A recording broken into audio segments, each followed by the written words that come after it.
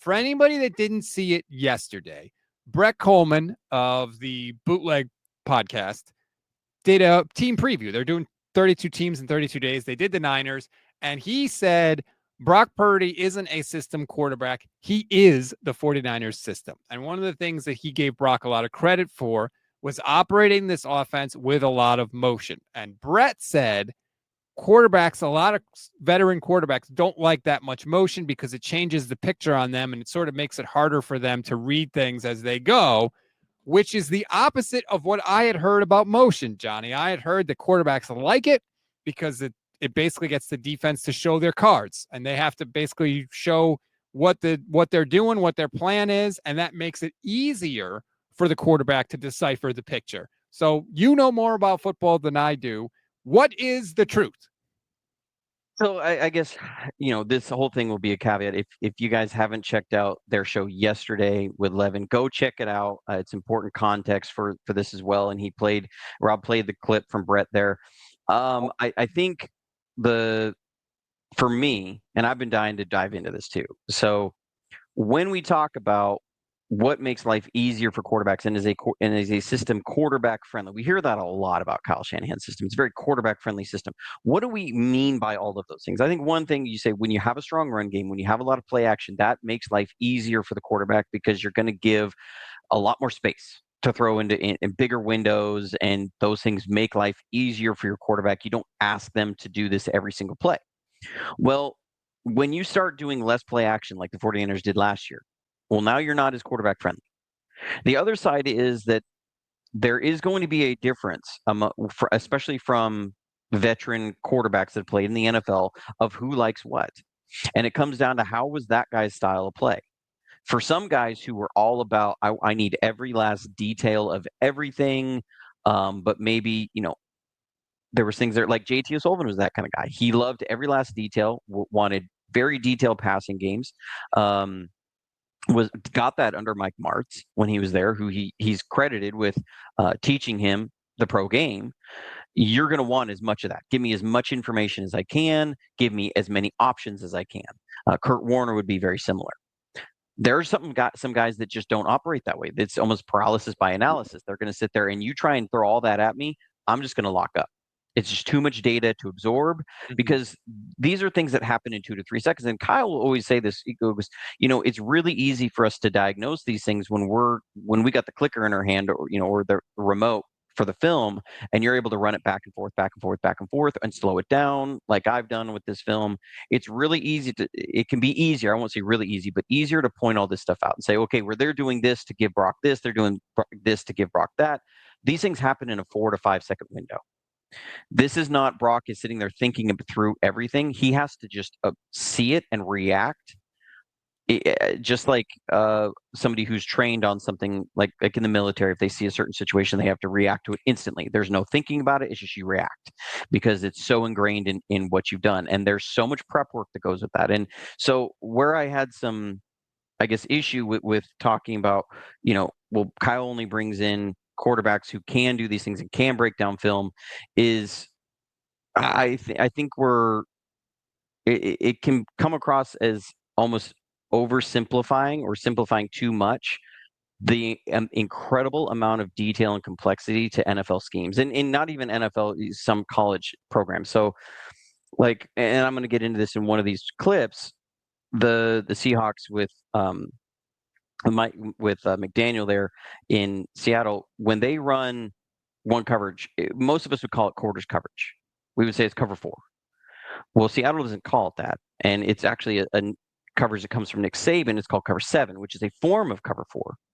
But you have cover 4 and then you have cover 7, which is different.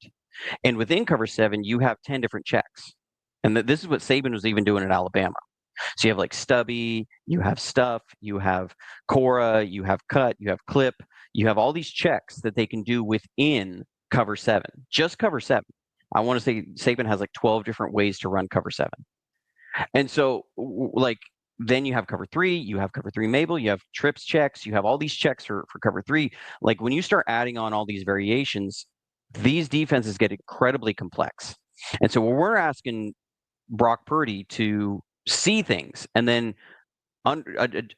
like understand a subtle movement from a safety, for example, and understand, okay, based upon my film study, we're at this position on the field. This is what they tend to run if we see this movement, and then be able to react to it so quickly is things that very, very few quarterbacks actually can do.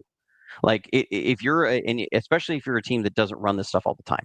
So I just wanted to preface everything with that we have to understand that the complexity of this game at this level and what Brock is being asked to understand is incredibly high. And this isn't just the same stuff that they were always doing. So we're running a play here that has been a Kyle Shanahan staple for a little while. So this is red zone. You're going to see Seahawks, 2 high safeties. And they're clearing up. They have a trips check here. So they're clearing up how they're handling this bunch formation. That's what Seattle's doing. Now, we normally run this play. We're going to have George Kittle on a 10-yard out route. We're going to have Debo on an in route. And then normally you have a receiver split way out here, way out past the numbers, and he's going to run what's called an under route. But we're going to throw in motion now. This isn't normal. This is something that changed over the years because of Brock Purdy being here.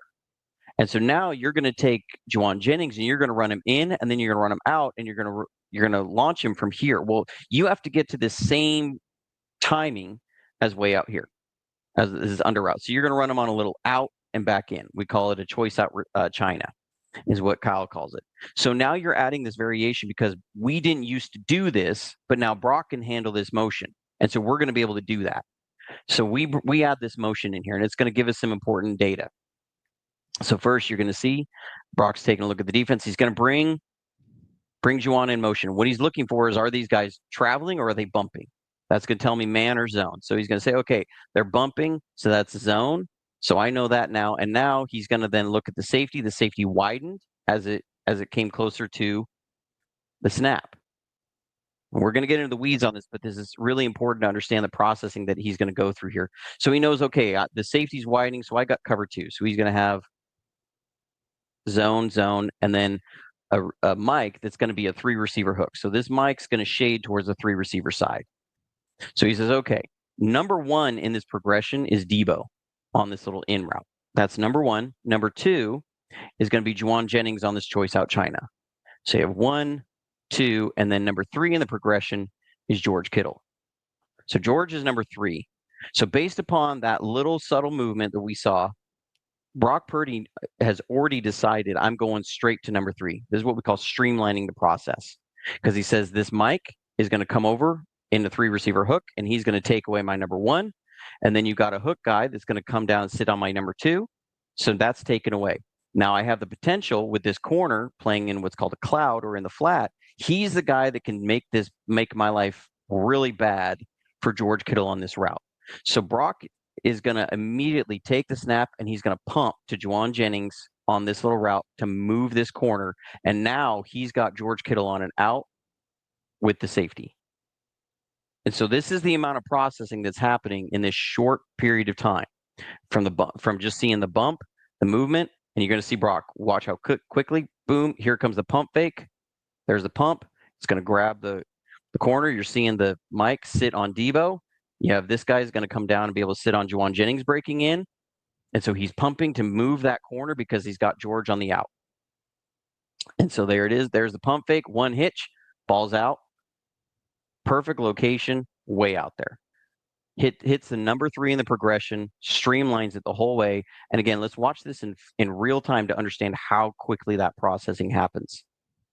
So from the motion, sees the bump, sees the safety widen. Here we go.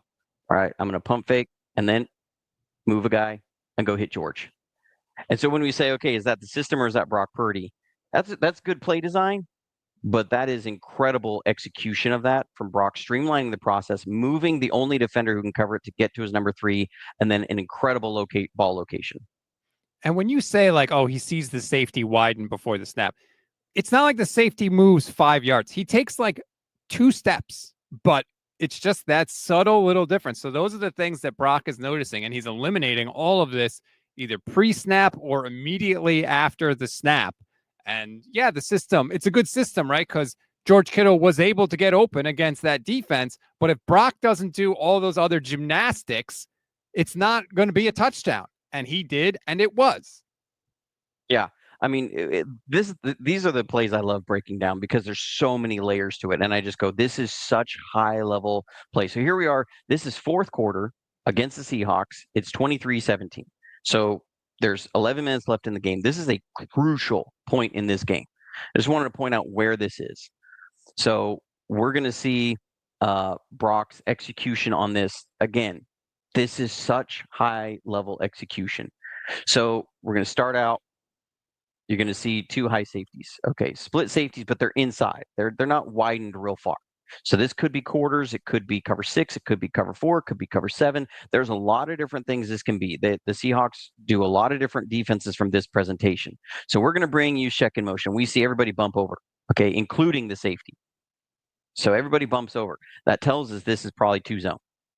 And this is, again, goes back to the film study that Brock's going to have. Okay, so he's got what's called a Hooters concept or pull shallow concept. So he's going to run a little pull basic route, which is a 10 to 12 yard in route, a little pull underneath route. It's going to sit underneath. You're trying to get a vertical stretch here.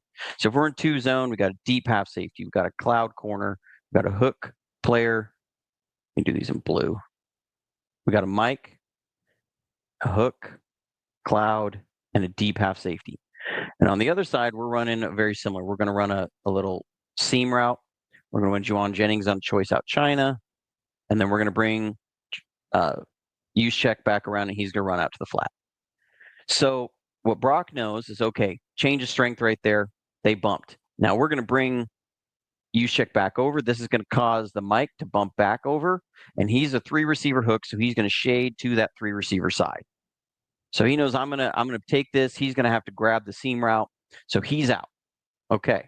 So the only guy that can really mess up this play is this hook player on the other side. We're putting him in a vertical stretch.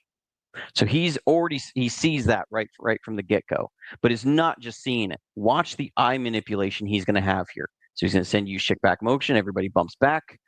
You will see this really well from the end zone. He's going to look off this hook player. When these are the kinds of things we would see Aaron Rodgers do, we see Matt Stafford do, where again, from the end zone, we'll really be able to see what sets this play up. And it's instantaneous, back foot, balls out. So here's the bump, here's the movement. Now we're going to move everybody back across. Okay, here's this, look at this look off.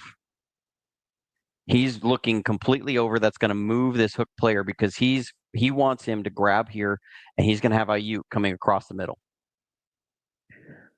So again, I'm going to try I'll slow this down to pause at the right point because he holds this until his windup. So he's going to clearly look over. You can see up until his windup, he's looking off in this direction. He's going to throw this ball right down the middle. And so you see the look off to hold this hook guy. He knows this guy's going to stay over here. And you see that if he doesn't do this, by the time the ball gets there, this window is not that big. And that's interesting because, people say like, oh, he's throwing to open guys. And it's like, yeah, he is throwing to open guys. But the reason the guy is open is because Brock is the one manipulating the defense with his eyes to create the window. And I think that's what Brett's point was, is that some quarterbacks use play action a lot of the times to do that, to create the windows. And sometimes it's on the quarterback to manipulate the defense with a shoulder shake or a pump fake or his eyes or something like that. And that obviously puts more responsibility on the quarterback, and that is more of a quote unquote high level quarterback play. And the fact that Brock was doing that last year, I think, is part of the reason why Brett Coleman was saying, like, yeah, he's not a system quarterback. He is partly the system because he was doing stuff that you just showed. Yeah, and when you start doing less play action, you have to move guys around in zone defense more. And so how do you move them? Well, it's got to be on your quarterback understanding, who do I need to move? It's not just do I look somebody off, but understanding exactly who I need to look off, what role he's going to be in. And these guys have shifted around and knowing this guy's going to be in this role and this is who I'm looking off. And so again, watch his head on this. You see how long it holds and into the windup, and his head doesn't turn until the ball's out. Like, I mean, that's as close to a no-look pass as it gets, other than actually, seeing Matt Stafford where that head, he's learned to throw, across his body that way. But I mean, that's what he does. Yeah, I was literally just gonna say that. Like, Stafford and Mahomes can just do it without ever actually having to turn their head. Brock turns his head at the last possible second after his windup has already started. Yeah, I mean it's the stuff that you see from those guys that are just have that crazy high uh cerebral part of the game. And you just don't see this from everybody. So I pulled this play from the Dolphins because Tua is somebody that's oftentimes compared to Brock. Like that's often a lot of times the comparison there of a guy that is maybe a little limited in his arm strength, is in a very friendly offense that has all these shifts and motions. The only team that had more shifts and motions than the 49ers was the Dolphins. But when I watch the Dolphins tape, I don't see nearly as much shift and motions when they're doing just straight back drop back passing. It's very much a lot of their shifts and motions have to do with the run game, is moving somebody just a little bit to get a better block for your tight end. It's getting a guy on the move, challenging eye discipline for the run game. There's so much misdirection with their shifts and motions in the run game. It makes it seem like that everybody's doing what the 49ers do. The 49ers, when you look at their passing game shifts and motions, are at a higher rate than anybody else in the league. That's just how it is. So when we say, well, every kind of team kind of does this stuff, no, I don't think there's another team in the league that is putting the kind of load on their quarterback with these shifts and motions in the passing game as the 49ers are. So that's part to Brett's point. Like when you watch everybody else do this, you don't see this at the rate as the 49ers do in the passing game. But here, the Dolphins, they're going to face the same coverage from the 49ers that the Brock Purdy just saw. So we're going to be in cover 2, and this is Tampa. So, and the Dolphins are running the exact same play. So they're going to run a little pull route here, a pull basic. So they're running the exact same play that we are. And Tua is going to try and move some of the defense. But watch how it's like this pre-packaged, I'm going to turn my head one way, and then I'm going to stare down my receiver. And this is not a disparaging thing on Tua. Tua is a very good quarterback, and he's a quarterback who can do a lot of things really well cerebrally. But just as a comparison to what you see from Brock Purdy, because everybody says, well, a lot of NFL quarterbacks can do this. And I say, no, they can't. So, we're going to see this. Tua is going to first look off to the left. He's trying to look off Fred Warner, but then he's going to turn, and boom, he's staring down D Winters right here. And so he doesn't move him at all. And he's going to get gun shy on this. He wants to hit Tyreek on that pull basic, but he gets gun shy because D Winters is right in the throwing lane, and he stares it down, and then he panics. He tries to find out, where do I go from here, and he dirt balls it. This is the exact same play against the exact same coverage, and just watch the head motion. I'll run it in slow motion so we can watch it and see the difference between the execution on the exact same play against the same coverage between Brock Purdy and Tua Tagovailoa. This is not the same execution. You see that head is stared straight at him, and it's not the same. He even tried to go back and look him off a second time at the end, but it was still the same thing. It was a quick look, and then right back to the receiver that he really wanted to throw to. It was very almost mechanical. Like, he was doing it because it was part of the play, but it didn't have nearly the effect that it did when Brock did it. Exactly. So that's where I wanted to show that, is say, okay, we talk about this from Brock Purdy. What does the rest of the league look like? And what is a team that runs the same offense? And what is a team that does a lot of the same things the 49ers do? And what is a quarterback that people often compare to Brock Purdy? And you go, Brock is just at a different level. And it's fine to say that. Like, I want to almost give people license. Like, it's okay to say that about Brock Purdy. Like, he operates from the neck up at a different level than 99, 95 or 96% of the other quarterbacks in the league. And that is his superpower. Steve Young has talked about that, right? Like, his ability to see the game and process. It is not normal. It is a superpower. Like, this is the thing that there's a handful of people in the world at any one time that are able to see things and process like this. So here we're going to get to the last one. I know these plays are getting into the weeds, but I think it's necessary to understand what Brock is going through. So here we're going to send Eric Saubert out in motion. And what Brock is doing, notice he's staring at the safety. So this is also understanding, what are you looking for? Not just, this is going to give me some information, but what am I looking for? What he wants to see is, as Eric Saubert goes out past the numbers, does this safety widen? Because if this safety widens, it's going to tell him it's a 2 deep coverage. If the safety doesn't, it's going to tell him it's either quarters or single or 3 deep is what it's going to be. So he's watching that safety. Safety doesn't widen. Okay. He signals somebody else. You see another player widen, and these two guys bump out. Safety stays put on the hash. That tells him most likely quarters coverage. And this is going to go back to his film study. So he probably already knows that this is quarters coverage right here. And then he's going to go and he's going to verify, okay, is this zone? That's a corner sitting over Saubert. So that tells me that's zone. Now, the caveat is this is cover 7, which is a man matching cover 4. So what this means is that Eric Saubert's going to run just a fade. And what the Seahawks are doing is they're running what's called mod coverage out here. So it's man, outside, and deep. That's why it's called mod. So if this route goes deep and outside, then this is going to convert to man coverage. So if that happens, this safety is going to squat. And he's going to sit here and help on anything because you're going to have a hook player go to the flat. And so the safety has to protect inside. So he's going to sit inside. And so what we're going to do is we're going to run use check on a little fade here, and that's going to do the same thing. Trigger man, outside, and deep on the outside. And that means that this safety is going to squat. And so what we're running is we're going to have Ayuk first on what's called lookie route. So he's running a little lookie here. This is usually number 1. Well, not usually. It's always a number 1. And then we're running what's called an arches concept. So we're going to run we run this a little bit deeper than normal because, again, we're trying to trigger this coverage.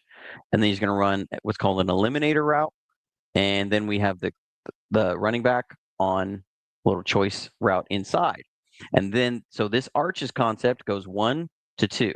So Brock's got to go 1, 1, 2. Does that make sense? So George is really third in the progression here. So if you know that a safety is going to squat on this side, pre-snap, Ayuk's taken away. So I know Ayuk's taken away. So that's going to put me on 1 to 2 on my arches. I know the safety is going to be squatting here, but he's going to take outside leverage because he has to be able to protect outside, and he's got an inside 3-hook mic. So he's going to be outside leverage. So I got to beat that guy, and I don't love the matchup of this running back on their linebacker with a mic in there. So what is he going to do? He's going to say, okay, if I can move this mic out of the way, then I can hit George Kittle immediately. So I'm going to get to my number 3 if I can move the mic. All of this from this information that he's got. We're sitting here taking 5 minutes to talk about this. Brock thinks about this in 3 seconds. And we're going to see it here at the snap. Watch Brock immediately turn, boom, pulls the mic, works him, then flips right back to it. One hitch, give George the room, because again, safety's playing outside leverage. Mike's moved way out, middle of the field's open. Deliver a strike for a touchdown, 23-17 game. Beautiful. You love to see it. And the fact that he was able to just cross things off the list right off the bat that's what's so impressive. And it's crazy to me, like, to see these high level plays. And then sometimes Brock has these interceptions, especially at the end of games, where I'm like, how are both of those things in there? It's crazy. Yeah. I mean, and I think that comes down to when he starts having to press, when he starts forcing the issue, when he's not letting this part work, and then you're getting, a lot of pressure. It happens. But when you see him able to operate this is as good as any quarterback in the league. I mean, any quarterback in the league. The high level stuff here, because this is all about faking this guy out. I mean, just boom. He never intended to make that throw, but that was the only throw he could make against this coverage. Like, that's the only throw he could make, and that's the only way he could make that throw. And that's all from this little motion at a crucial point in the game, just from that. Like, again, we run it real time so you can see it's 4 seconds. And I think people assume just because he's not going to the line of scrimmage like Peyton Manning used to do and giving hand signals and directing this guy over here and calling audibles like Jordan Love sometimes does, they assume that he's not doing this, like these mental gymnastics, right? They assume he's just going to the line, doing the snap count, and running the play as designed by Kyle Shanahan. And you're clearly explained that is not the case at all. Yeah, and that's why I really wanted to get in this because, like, I remembered these 3 plays. Like, when y'all were talking yesterday, I was immediately thinking about these 3 plays because I remembered them from the season of, like, going through it and diving into the details and, like, okay, there's a lot of detail there, and it's just not normal. Like, when I watch every team that we play against and I see all these quarterbacks, I see Geno and stuff, like, Geno doesn't go through this stuff at the consistency that Brock does, and he doesn't have like it doesn't get to this level. That's not a disparaging thing on Geno. That's like Brock is just at a different level mentally than so many quarterbacks around the league. I don't see Jordan Love doing this. Like when I remember when we played him in the playoffs, I was almost surprised by the simplicity of their passing game that they went with Jordan Love against us. Like he was not given full field reads. He wasn't given two different coverage answers. It was very much like, here's you work this side of the field and that's it. And it's like you either get what you're going to get and or you check down. Like that was it. And so like watching that the passing games were very different of what they were asking their quarterbacks to do. Now they were asking Jordan Love to make some, bigger arm throws down the field, but the mental gymnastics that Brock Purdy was being asked of and Jordan Love were very different.